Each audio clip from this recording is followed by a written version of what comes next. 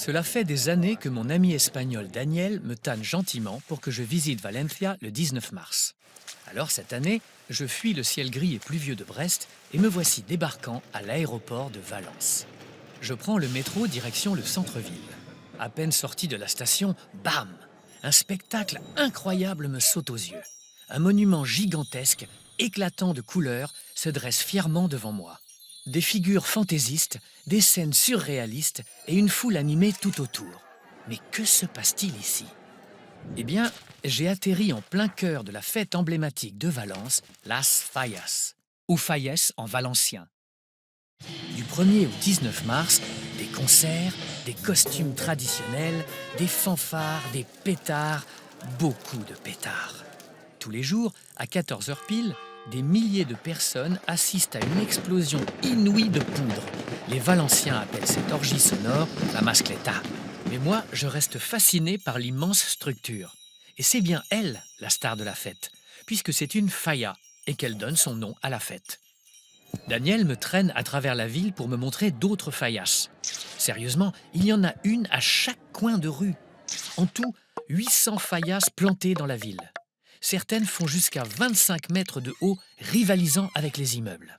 Chaque monument est composé de plusieurs figures appelées ninots, qui ensemble forment des scènes satiriques. Ce sont des caricatures en papier mâché et polystyrène avec un message humoristique, une critique sociale ou un clin d'œil à la culture locale. On passe d'un Juan Carlos Ier, roi émérite d'Espagne chantant en tenue de mariachi, à un Poutine affublé de cornes de diable et pillant les ressources de l'Ukraine. Voilà ce qu'est une falla, un miroir loufoque et audacieux de l'actualité. Par son lien avec la satire et l'art populaire, ces fallas rappellent les grosses têtes du carnaval de Nice ou les énormes figures sur les chars du carnaval de Cologne. Mais ici, elles finiront de manière bien distincte. Daniel me chuchote. Prends bien le temps de les admirer, car elles vont bientôt toutes disparaître. Quoi? Toutes? À la tombée de la nuit, direction l'une des 150 rues illuminées de manière féerique. Au bout de la rue, une foule attend, les yeux rivés sur une falla pour le point culminant de la fête, la crema, qui signifie brûlis en valencien. Et oui, ces chefs-d'œuvre vont finir en cendres.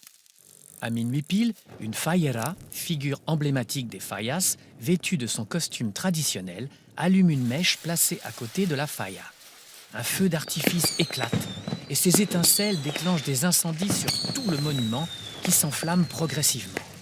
J'observe alors, emporté par l'émotion collective, comment les sculptures s'effondrent, réduisant en poussière l'art et les critiques qu'elles portaient.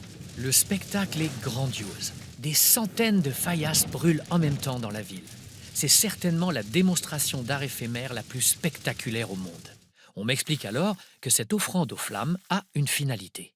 Cette tradition trouverait son origine dans une ancienne coutume des charpentiers qui, la veille de la fête de leur saint patron, Saint Joseph, célébrée le 19 mars, brûlaient de vieilles ferrailles aux portes des ateliers pour célébrer la fin de l'hiver. Au fil du temps, les Valenciens, pour dire au revoir à l'ancien et accueillir le nouveau, ont commencé à brûler des piles d'objets obsolètes.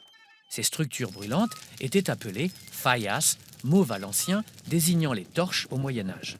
C'est au XIXe siècle que les fallas ont pris leur forme actuelle, adoptant un ton plus satirique. Aujourd'hui, ce sont des œuvres d'art minutieusement concoctées par d'authentiques professionnels, les artistes fayers, qui passent l'année entière à créer ces merveilles éphémères, préservant ainsi des savoir-faire précieux. Mais sérieusement, personne n'a jamais essayé de sauver ne serait-ce qu'un tout petit morceau? Eh bien si, chaque année, 2 ninots sont épargnés par les flammes. Ouf! Elles sont conservées dans un musée, exposant toutes celles qui ont été sauvées depuis 1934.